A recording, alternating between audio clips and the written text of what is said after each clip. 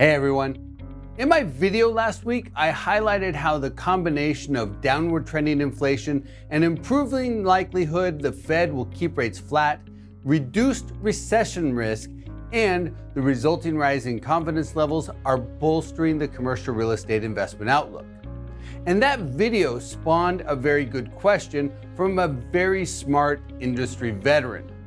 He asked me what higher consumer debt and credit card debt mean for that outlook.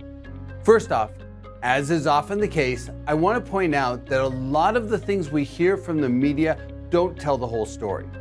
The headlines we're all seeing highlight that consumer debt is at an all-time high.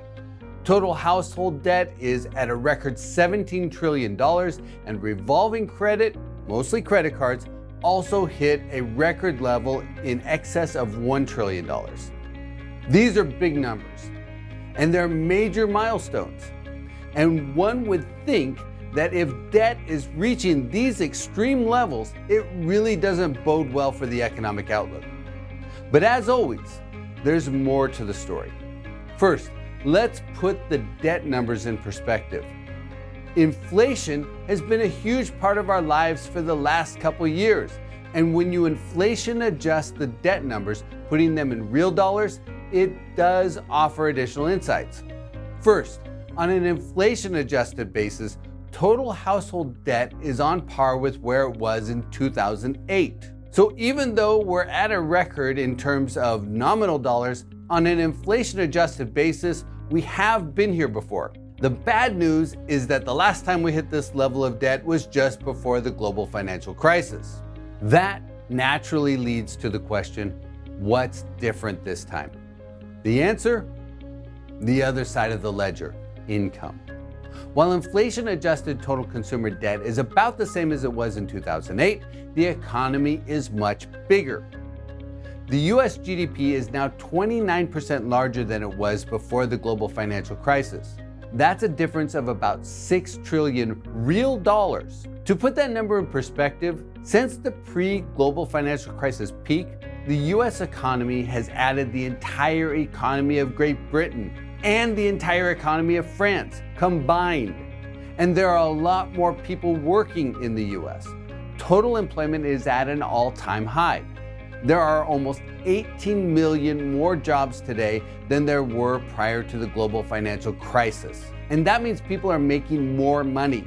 Real personal income is 32% higher than it was before the financial crisis, a gain of more than $5.5 trillion. Likewise, inflation-adjusted median household incomes are up, and so is the real disposable income per capita. So if you look at consumer loans as a percentage of GDP, it's down considerably. The same holds true when you look at inflation-adjusted household debt as a percentage of GDP. And when you look at household debt payments as a percentage of disposable income, they're down dramatically compared to before the financial crisis. So even though, as the media keeps telling us, consumer debt is at a record level, when you consider how much income is sitting on the other side, the numbers aren't as scary. And that's a big part of why we continue to see growth in retail sales and consumption, as well as the economy as a whole. From a commercial real estate perspective, this is all good news.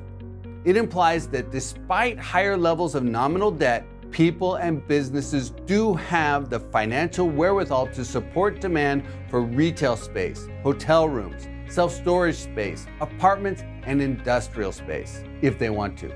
And that's why I emphasize the rise in the major confidence indexes. They give us insight into people's willingness to spend and consume and form new households and lease space. And again, that's why the messaging from the Federal Reserve will continue to be so important. If you rewind the clock to this time last year, the rhetoric was focused on surging inflation, higher gas prices, higher living costs, and rapidly rising interest rates. That scared people, and confidence dropped. But it appears the dialogue has shifted, and that could unlock space demand for almost every type of commercial real estate. The caveat, of course, would be a new setback, like a severe hurricane season or if the banking sector takes another hit. Barring that, commercial real estate demand is positioned to strengthen as we go forward. So, As always, don't take the headlines at face value. We need to dig under the surface. And we always need to keep our eyes on the horizon.